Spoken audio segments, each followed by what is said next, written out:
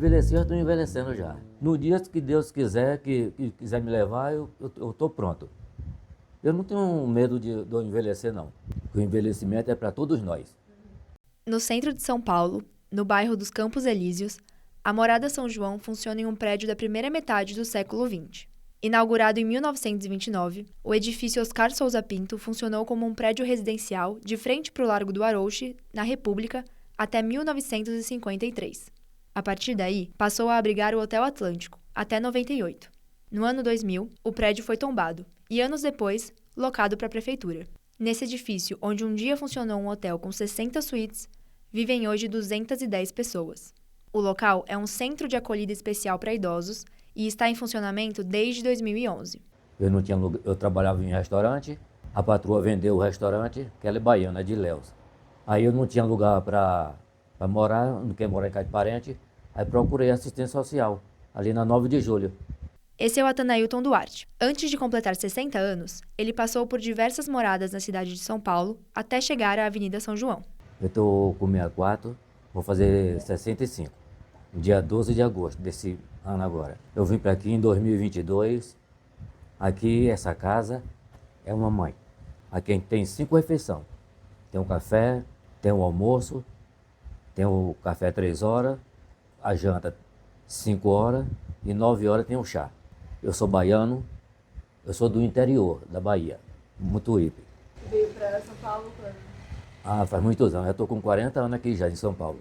Perdi minha mãe, tenho minhas 4 irmãs, uma mora aqui na Tamandaré, uma no Rio de Janeiro, uma aqui na Aparecida do Norte e a outra mora em Salvador. Perdi minha mãe com 103 anos, meu pai morreu novo com 51 anos, meu irmão caçula com 18 e eu moro aqui. O atendimento no Centro de Acolhida Especial para Idosos é feito por encaminhamento de serviços de assistência social. A maioria dos atendidos procura assistência por estar em situação de rua, mas há também casos de dificuldade financeira, conflitos familiares e situação de abandono. Acessam esses centros para idosos pessoas acima dos 60 anos, e não existe um limite de idade ou de tempo que se pode morar nesses lugares. Hoje, os mais velhos na São João têm cerca de 90 anos. O Martílio é um deles. Quantos anos o senhor tem? Eu estou chegando sério. Até somar que eu nem lembro mais, mas eu nasci em 1935. 21 de agosto de 1931. A fala pode ser um pouco difícil de entender por áudio, então eu vou contar o que eu ouvi em uma conversa que tivemos numa sala no segundo andar da Morada São João. Eu digo que ele tem cerca de 90 anos porque ele mesmo ficou um pouco confuso com as datas, mas me contou que chegou na Morada São João 3 anos depois da sua inauguração, em 2011. Onde que o senhor nasceu? Eu nasci em Ipirá, Bahia, mas a minha vida foi mais viajando pelo mundo. Aqui os filhos nasceram aqui. Nascido em Ipirá, na Bahia, ele diz que trabalhou a vida toda como motorista e que a vida foi mais viajando pelo mundo. Na conversa, ele até tá olhando pra mim, mas diz que não enxerga nada. Mesmo assim, sai e anda sozinho por aí no dia a dia. Diz que o filho reclama, pede pra ele ficar em casa. Afinal, o pessoal cuida tão bem dele, mas ele fala: eu vou cuidar da minha vida, vou andar. E questiona: eu vou ficar sem sair? E aqui era hotel antigamente, vinha uns cantores para aqui, a gente hospedava que não tinha carreta. Vocês são tudo novinhos, não sabem dessas coisas não. Ele conta sobre quando o prédio era um hotel por onde passavam choferes e cantores, e que aquilo que os moradores do centro de acolhida chamam de apartamentos eram quartos de hotel décadas atrás. Para ele, esse é o tipo de história que essa geração de hoje não conhece.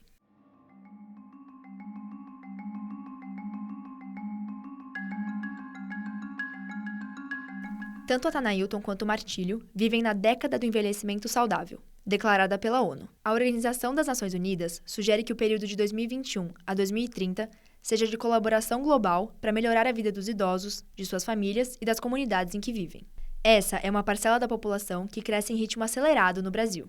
O IBGE aponta que de 2000 a 2024, a proporção de idosos na população brasileira quase duplicou. Em números totais, ela foi de cerca de 15 milhões para 32 milhões de idosos. O IBGE também projeta que serão mais de 75 milhões de idosos em 2070. Até lá, o número de pessoas acima dos 80 anos pode saltar em 5 vezes. Meu nome é Beatriz Hermínio e esse é o primeiro episódio do Onde Mora a Velhice, um podcast sobre os fatores que estão por trás do envelhecimento saudável de uma população.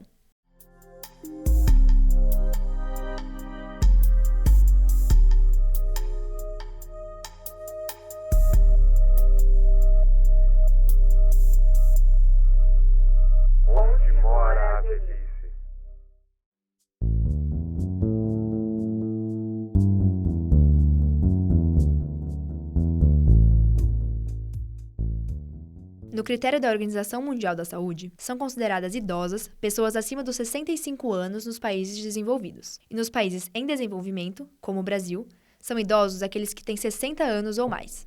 Segundo a projeção do IBGE, o número de idosos vai ultrapassar o total de crianças entre 0 e 14 anos no Brasil em 2030, marcando o envelhecimento acelerado da população. Teremos mais idosos do que crianças.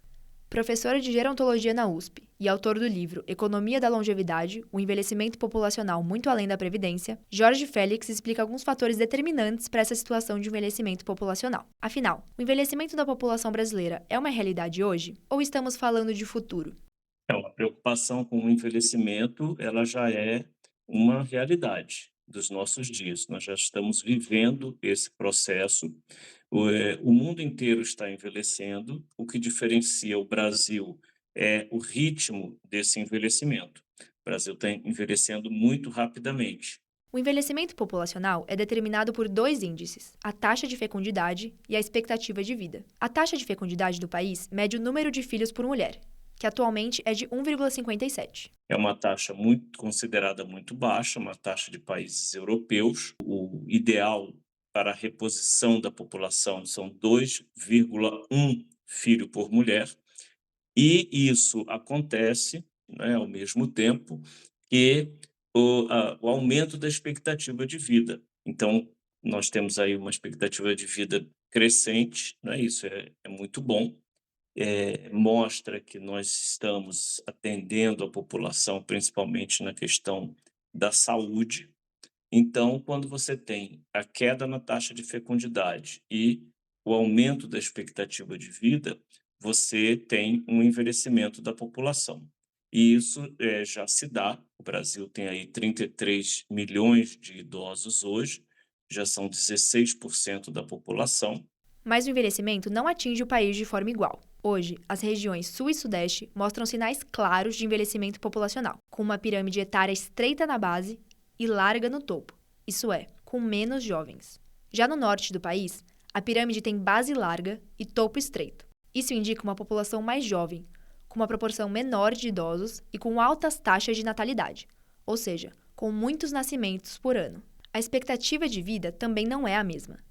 Hoje, se vive no Brasil até os 77 anos. Mas a idade média em que as pessoas morrem varia. Em Belo Horizonte, Minas Gerais, a média de idade ao morrer é de 72 anos, a maior entre as cidades. Já em Boa Vista, Roraima, essa média cai para 57 anos. Os dados foram divulgados em 2024 pelo Mapa da Desigualdade. O fator que explica essa diferença, sobretudo, é o serviço de saúde. Você pode perceber, se nós pensarmos no mapa do Brasil, onde você tem ainda um sistema único de saúde, né, o SUS, menos avançado, com mais carências, com mais subfinanciamento por parte de todos os níveis de governo, as prefeituras, o governo estadual, o governo federal, você imediatamente tem uma taxa de fecundidade às vezes maior, você tem uma taxa de mortalidade infantil maior, você tem uma menor expectativa de vida. E isso desenha aí um quadro de muita desigualdade quando a gente fala de envelhecimento da população. Na cidade de São Paulo, algo bem parecido acontece. O Mapa da Desigualdade estima que na capital paulista existe uma diferença de 24 anos na expectativa de vida entre moradores da periferia e de um bairro nobre. No Alto de Pinheiros, vive-se em média 82 anos. E no distrito Anhanguera, essa média é de 58 anos de idade. E isso se deve à oferta de saúde, mas também cruza aí as outras desigualdades, a desigualdade étnica e racial, a desigualdade de renda, e a única desigualdade que se manifesta paradoxalmente oposta é a de gênero, porque a mulher vive mais do que o homem em todas as situações. As mulheres vivem mais do que os homens em todo o mundo. No Brasil, são quase 80 anos de expectativa de vida para as mulheres e 73 para os homens. Mas isso se deve muito mais pela exposição à violência, tanto a violência urbana, como a violência do trânsito, como violências, vamos dizer assim, provocadas, né? O homem compra mais risco nas suas atividades e e isso acaba refletindo na expectativa de vida bastante desigual entre homens e mulheres. Olhando para os dados internacionais, vemos que o sul da Europa é a região mais velha do mundo, com 22% da população sendo idosa, enquanto a África subsaariana é a região mais jovem. Os dados são da Organização Internacional Population Reference Bureau, ou Escritório de Referência Populacional, em tradução livre. A instituição aponta que no Japão, 29% da população tem 65 anos ou mais. Essa é a segunda população mais velha do mundo. Ela fica atrás somente de Mônaco, com 36% da população composta por idosos. Nesse cenário, uma máxima repetida por especialistas em envelhecimento e longevidade é a de que o Brasil envelheceu antes de ficar rico. E esse seria o nosso problema. A ideia é que países ricos não precisam mais se preocupar com a garantia de acesso à educação ou à saúde universal, porque eles já têm esse caminho trilhado. Mas, para Jorge, essa questão não é definidora da situação internacional. O modelo econômico que todo o planeta passou a viver, não é? No finalzinho dos anos 70, início dos anos 80, não é? Essa nova fase do liberalismo, que eu chamo isso de capitalismo de desconstrução, foi uma desconstrução de todo um ambiente econômico, né, um sistema econômico e financeiro que foi construído no pós-guerra. E que essa mentalidade do mundo que surgiu no pós-guerra, ela foi a base da construção do estado de bem-estar social, porque ela tinha como base a paz.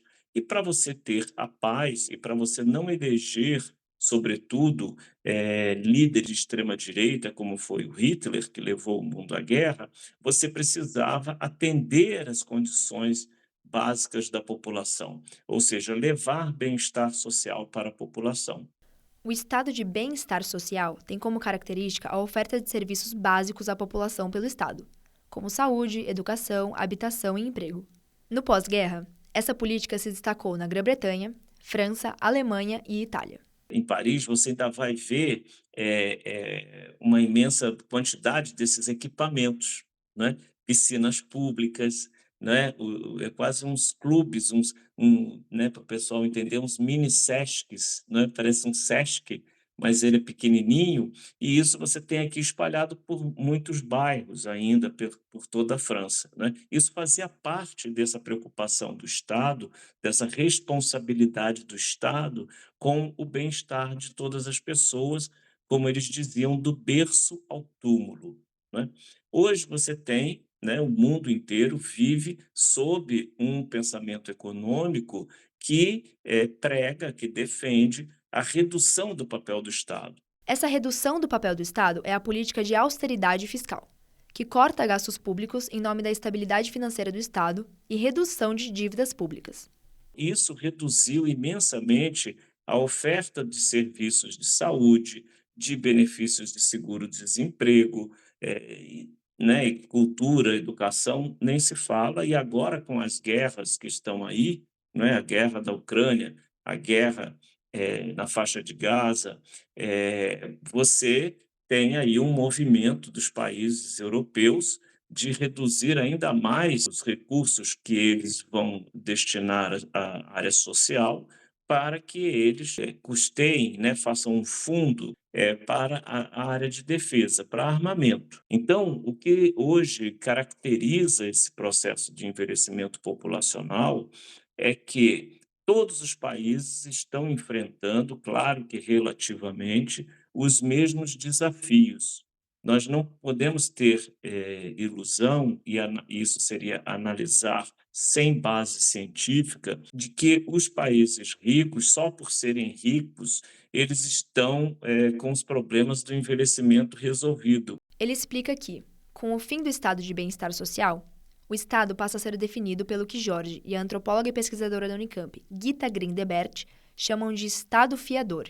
O que é esse Estado? Olha, eu não consigo te dar saúde, educação, transporte subsidiado, cuidado a domicílio.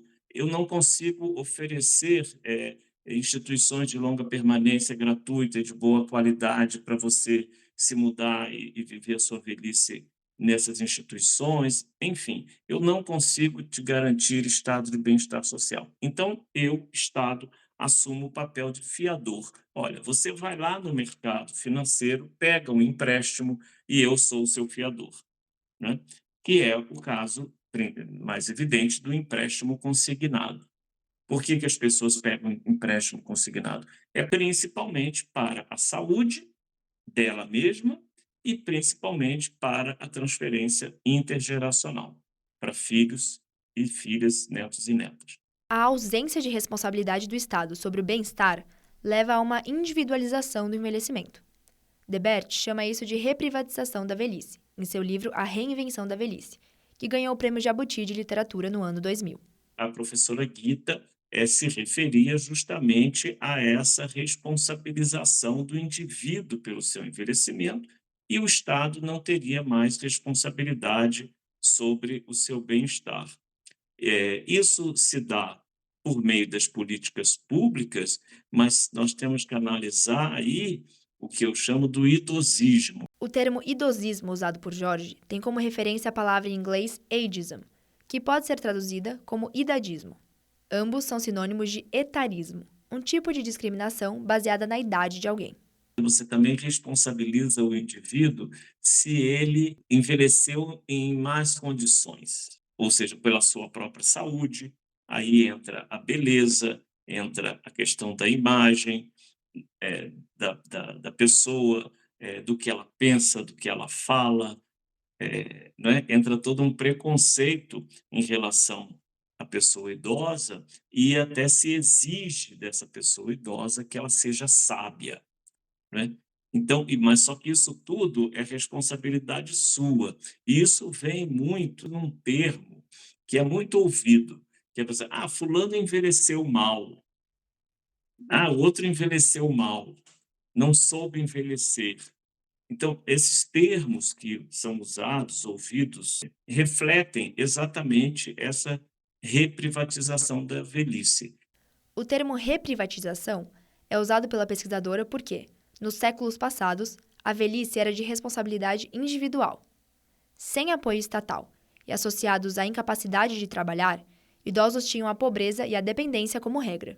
E era comum a gente ver que na Europa, em Londres, Paris, né, isso eu estou falando do século XIX, né, idosos na rua, porque eles perdiam a capacidade de trabalho e não tinham uma seguridade social. Depois vem a Segunda Guerra Mundial e vem o estado de bem-estar social, que eu sempre destaco isso para os meus alunos. Esse estado de bem-estar social foi construído em nome da paz. Quando você retira a responsabilidade do Estado sobre o bem-estar dos indivíduos, você cai no cada um por si. Teve um período, né, de responsabilidade e construiu o estado de bem-estar social, e depois dos anos 80, o Estado volta a privatizar a velhice, né? Por isso que ela chama de reprivatização da velhice, né? E é isso que a gente tem observado e está vivendo.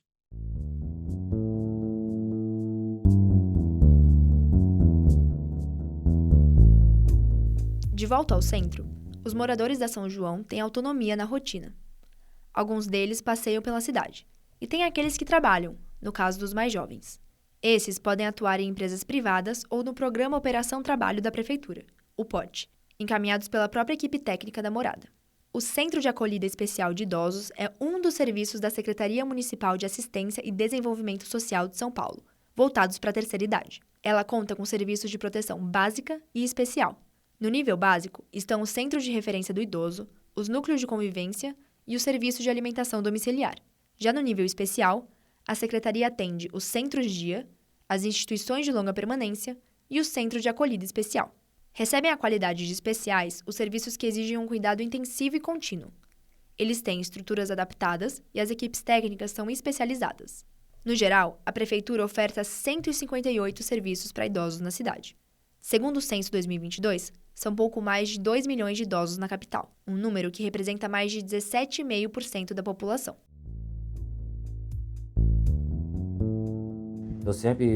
Eu gosto de fazer isso aqui, ó. pintura. Aqui mesmo, teve um tempo aqui, aí fizeram um grupo aqui, a gente foi fazer o curso ali na Bela Vista, na Rua da Guarnição, uma semana. Aí vieram um bocado de gente para aqui. A gente foram pintar os quartos aqui, porque estava precisando. A gente deixou tudo zerado. Aí cada um recebeu o seu diploma, aí fizeram uma festinha lá embaixo, come e bebe. Eu mesmo participei. Eu só fiz, acho que eu tomei um copo de Coca-Cola. Aí peguei meu diploma, subi e guardei dentro do meu armário. O Atanailton me contou um pouco sobre a sua rotina. Eu saio, vou passear, pego o ônibus aqui na avenida, vou lá em Pinheiros, dou um passeio ali no Lago da Batata, converso com os colegas, pego o ônibus, venho embora, chego aqui, entro, lavo minhas mãos, vou almoçar, aí depois eu volto. Vou assistir um pouco de televisão, depois eu saio, vou dar uma passeada. Aí sempre, quando eu acho uma pintura, eu vou, eu faço. Essa minha patroa mesmo, eu trabalhei com ela há 8 anos. Quem faz a faxina da casa dela sou eu. Eu não tenho vergonha de falar, não. Ela sai, eu fico sozinho dentro de casa de Deus. Aí eu mando ela ligar a TV, boto na música evangélica, e estou ali fazendo meu serviço e estou me desenvolvendo. Não é para ficar com fome. Tem almoço aí, ó, bota no micro-ondas, coma. Se eu souber que você ficou com fome, olha, aí pronto. Aí, quando ela chega de tarde, a casa dela tá brilhando. E não é todas as mulheres que fazem o meu serviço que eu faço, em casa de família. Eu passei 4 dias na casa dela, trabalhando. 6 horas eu estava acordado para fazer a pintura. Eu só saí depois que eu deixei tudo pronto. Não levei ajudante nenhum. Eu fiquei com medo de eu levar, e aquela pessoa está ali, mas eu, é a hora que sai assim, rouba alguma coisa, quando ela chegar, Atanailton, está faltando algum objeto meu ali. Aí eu vou saber quem foi, o meu ajudante. E eu fiz eu sozinho e Deus só. Na São João, cada quarto tem entre 3 e 4 moradores, que são responsáveis por cuidar do banheiro, do quarto e das roupas. Sempre no quarto tem um bagunceiro, que nem ontem mesmo saiu um. Botaram lá para cima. Não dormia, não deixava ninguém dormir. Abria a porta, saía e fechava. Queria tomar 5 banhos na noite, que ele não podia. A gente querendo dormir, não conseguia dormir. Aí quando foi ontem, aí a menina pegou e transferiu. O Valério botou ele lá no 3º andar. Aí ele começou a remungar. Eu, graças a Deus, não tenho que dizer nada. Somos tudo ótimo. A comida é excelente. Tem gente que... eu não vou almoçar aqui hoje, que a comida daqui é ruim. Não. A gente tem que levantar a mão e agradecer a quem? A Deus. Por essa refeição que a gente tem aqui. São muito boas. Além das refeições, o centro de acolhida oferece lavanderia, produtos de limpeza e higiene pessoal e roupa de cama. Assistência médica e outros atendimentos individuais também fazem parte do serviço, assim como atividades coletivas. Essas atividades trabalham o convívio social e o desenvolvimento de aptidões. O Micael Pontes, que é orientador socioeducativo da Morada São João, me explicou como isso funciona. A atividade memorial é musicoterapia, tem profissionais também que é fonoaudiólogas, tem atividade da equipe de saúde que eles fazem assim, tipo, Novembro Azul, Outubro Rosa. Aí eles participam bastante. Cada último dia do mês tem aniversariantes. A organização oferta bolo, refrigerante para eles, sempre no último dia do mês. E semanalmente, finais de semana, se não me engano, entre sexta e sábado, eles disponibilizam filmes, cinema, que acontece essa atividade lá na cobertura. No total, são 5 andares e uma cobertura, que funciona como área de lazer. Aqui são divididos em 5 andares. Do 3º para cima é os idosos autônomos, que nem precisa tanto de auxílios dos profissionais. A questão é, quando passa mal ou tem algum problema grave de saúde, a gente aciona o SAMU, eles vêm até o equipamento, caminha esse idoso para um tal local de saúde e ali eles retornam tudo com as demandas para a gente, tipo local, o dia que ele possa receber alta, mas quem resolve esses problemas dali para frente é a equipe técnica. Aqui vocês podem verificar que no 2º andar são os idosos que têm que estar com mais atenção diariamente. A gente tem parcerias que disponibilizam cadeira de roda, cadeira de banho, muletas, bengalas e diversos outros benefícios para eles. E Aqui no segundo andar, alguns idosos utilizam fralda, efetuam a refeição que os profissionais trazem até o andar, porque não tem como descer. As mulheres ficam no primeiro andar e são minoria no prédio. E eu questionei o porquê disso. Aí vai com a gestão entre a prefeitura e as ONGs por aí, né? Porque aqui não é só aqui que a demanda é menor entre mulheres. Sim. Outras ONGs, outros centros de acolhidas também. Porque eu acho que é muitos homens que vivem em situação de rua mais do que mulheres. Em junho de 2024, um levantamento mostrou que 85% das pessoas em situação de rua no Brasil são homens. E 69% são negras. A maioria tem entre 18 e 59 anos de idade. Os dados são do Observatório Brasileiro de Políticas Públicas com a População em Situação de Rua, da Universidade Federal de Minas Gerais.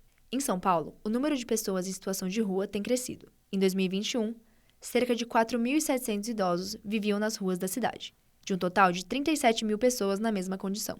De lá para cá, o número só aumentou. Em junho de 2024, já eram mais de 80 mil pessoas em situação de rua na cidade. Com o acolhimento no centro, os idosos deixam de estar na rua, mas muitas vezes ainda não têm estrutura para retornar à família. Para Mikael, a maior dificuldade em seu trabalho é lidar com a solidão. Porque a solidão deles traz ódio, traz remorso, traz tristeza. Às vezes ele não quer te tratar mal, mas ele acaba te tratando mal pela solidão, pelo preenchimento que ele tem vazio desde o passado. Tipo, você deixar um filho ou um irmão para trás, assim, tipo, e eles não te aceitarem mais, eu acho que machuca, transmite ódio. Não tem o que dizer. Você se sentir sozinho ali num mundo que você não conhece ninguém, você está protegido em cima da lei, mas você não conhece ninguém. Então a solidão bate, ela machuca e ela te traz a ignorância e o ódio. Então eu tento conversar com eles o máximo que eu posso, onde eu posso mostrar para eles que eles não estão sozinhos. Porque um dia eu posso chegar nessa idade e querer procurar alguém para conversar comigo e não ter. Às vezes a pessoa idosa, quando ela está com a idade avançada assim, e num sistema igual esse que eles estão vivendo, às vezes ele precisa só de nem 5 minutos, 2 minutos de conversa já tranquiliza. Para ocupar a mente, para esquecer um pouco do mundo lá fora. Agora, para mim aqui, trabalhar com pessoas mais velhas que eu, para mim isso daqui é uma lição para mim não errar. Não errar e me deparar como eles. Tudo que eles vão me falando, eu vou absorvendo, por quê? Pode servir como uma lição para mim. Eu sou jovem, tenho 26 anos. Eles têm 80, 70, 60. Eles não estão falando por mal. Eles estão falando pelo meu bem. Então aqui eu levo como lição. Para mim não errar e me deparar aqui.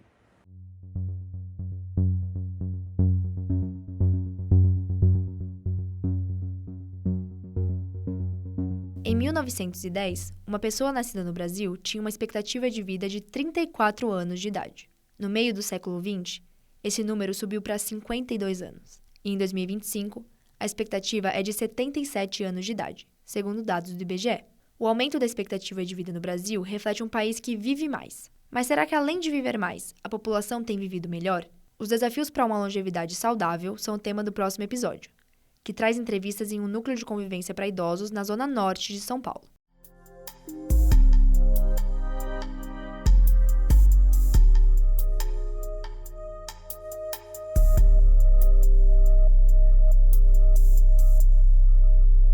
Onde mora a velhice? Você ouviu o primeiro episódio do podcast Onde Mora a Velhice. Ele foi pensado e roteirizado por Beatriz Hermínio como trabalho de conclusão do curso de jornalismo da Escola de Comunicações e Artes da USP. O programa foi editado por Beatriz Hermínio. A vinheta é de Gabriel Guerra.